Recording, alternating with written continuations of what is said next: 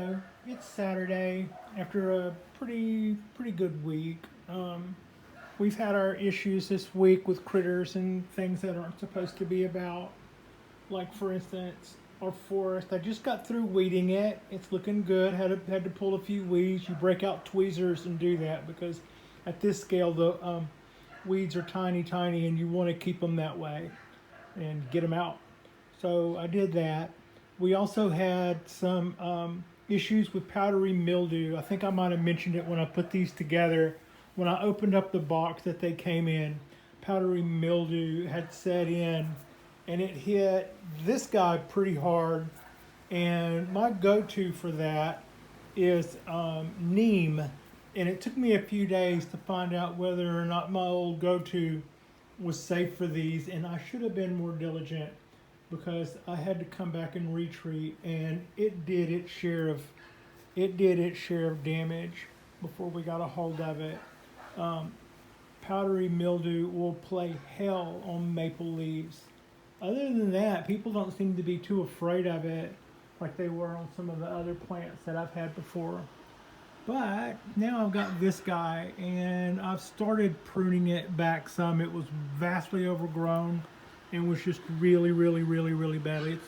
It's a Japanese maple that I can sit under. I have no idea what variety of Japanese maple it is. It lost its tag, but it didn't lose its price tag. Funny how that worked. The maple is doing, my Trident maple is doing really well. The little maple down there that's mad at me has decided it's going to reconsider and maybe stick around. The mulberry is bouncing back, and I ginned. When you have a limb that's dead and broken, or that's cut back flush or doesn't work for you, and you either kill it or dress it to where it looks like it was done with something besides a weed eater or a saw, that's when you gin a limb, and that's what I did here. In here, you basically take dead material and make it look like it happened out in the wild, rugged in nature, and not by Skippy's weed eater. As promised, I was telling you that the oak was busting out, and then I went back and looked, and I didn't really show you anything. You see little spots here, and here, and there, and then we go up the tree, and there's a bunch of them. Easier to see now there. So I'm really happy that it seems to be happy here, and it's doing good. I thought that this tree needed me, and I loved it at first sight, and they kind of made me pay for that love. And the last thing I would have wanted is for it to not be happy here. But it seems to be thrilled. So far, so good.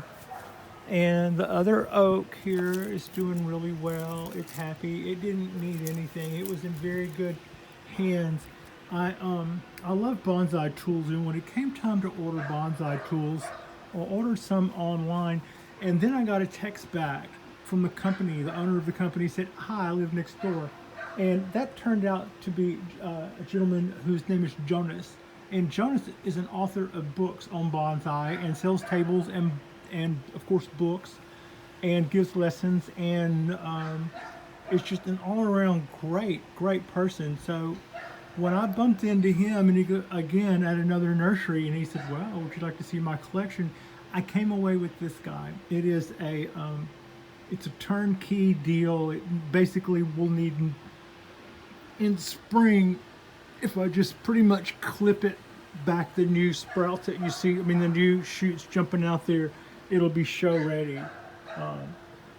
That is a little maple I started, and I got a little clay bonsai pot for it, and that's the maple number 20 out of the 20 that I ordered for the Maple Forest.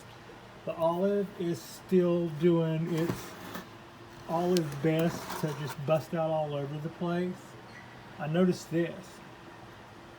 What is that, Pat? Well, that's a Makita screw, where somebody put a Makita screw or a sheetrock screw in the base to run a wire. You see how I have, and now I'm not really jumping around, I'm leading somewhere. You see I have these guy wires pulling these branches down. Sometimes somebody will take a trunk of a tree and they'll put a screw right in the base of it and then run that wire to it.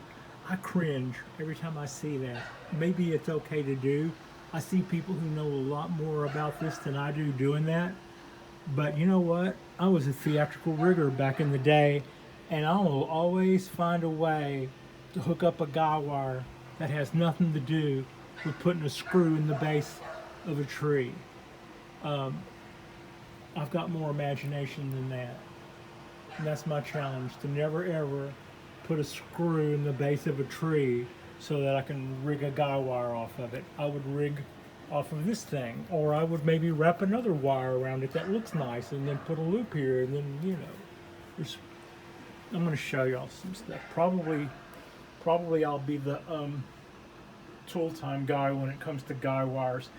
This is happy, and it is letting me know by busting out with new shoots.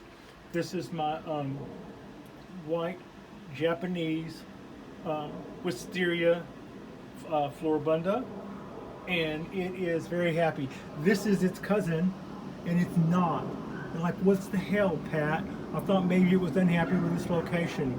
It took me a while to figure out what was going on, but since it's repot, it has done nothing. And a couple of days after this is repot, it took off, and the distance was so drastic that I started looking, and we have white flies, and what you don't see them doing anything to your limbs as far as eating, and you don't see them doing anything to your trunk. All you see is little flies flying around. Just seems kind of like they're not hardly doing any damage at all. But what they are doing is they're laying eggs in the soil, and the larva eats the roots of your plant. So almost may not even be out of the woods on this. I may have lost that guy over that, but I don't think so. I just started treating it, and now those guys are gone. This is another wisteria in the corner, and it's just basically gonna, that bag is just gonna, whatever it can do, it's totally entitled to do. And this big maple that I put here, honest to goodness, it's just something that I'm going to enjoy and sit under. I may even raise it up a little more, but I'm going to train it. But I'm not going to call it a bonsai project or anything. I'm just training this, but I am going to train it. But it's not a bonsai in training necessarily. It's just, like, for instance, it's got overgrown up here, so that needs to be thinned out. You can see where I've thinned it out already some here. It was all just too heavily thick to even see what was going on, and that makes stuff die back. So that's what's going on there. I have another wisteria on its way. It is a 10-year-old Chinese wisteria, and I'm gonna get to wrap and bend it. I'm excited about doing that.